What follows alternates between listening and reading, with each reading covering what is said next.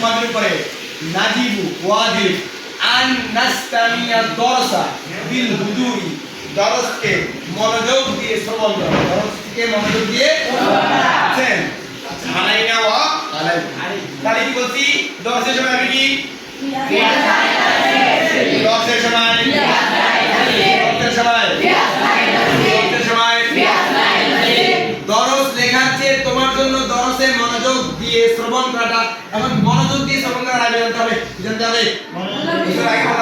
সামিয়া ইয়াসমা অর্থ কি এবার কোন শোনা দন্তস্বনা তালব্বশা এবার মনোযোগ দিয়ে আল ইস্তিমা ওয়াল ইদা কুরিয়াল কুরআনু ফাসতামিউ লাহু